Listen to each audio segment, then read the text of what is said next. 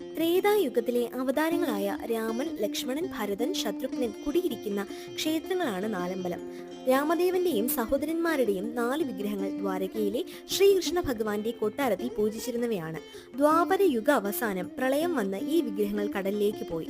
വർഷങ്ങൾ കഴിഞ്ഞ് പൊന്നാനിയിലെ പ്രമാണിയും താന്ത്രിക മാന്ത്രിക വിദ്യകളിൽ ശ്രേഷ്ഠനുമായ വാക്കേൽ കൈമൾ എന്ന ആൾക്ക് ദിവ്യ വിഗ്രഹങ്ങൾ സമുദ്രത്തിൽ ഒഴുകുന്നതായി സ്വപ്നദർശനം ഉണ്ടാകുന്നു.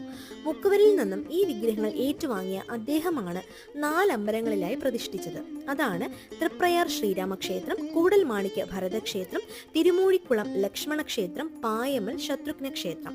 കർക്കിടക മാസത്തിൽ നാലമ്പല ദർശനം നടത്തുന്നത് ശ്രേഷ്ഠമാണെന്ന് വിശ്വസിക്കുന്നു. തൃപ്രയാറിലെ നിർമാല്യം, കൂടൽമാണിക്യ ക്ഷേത്രത്തിലെ ഉഷപൂജ, തിരുമൂഴിക്കുളത്തെ ഉച്ചപൂജ, പായമൽ ക്ഷേത്രത്തിലെ അത്താഴപൂജ എന്നീ ക്രമത്തിലാണ് നാലമ്പല ദർശനം നടത്തേണ്ടത്. വീഡിയോ ഇഷ്ടമായെങ്കിൽ please like, share and subscribe. Thanks for watching.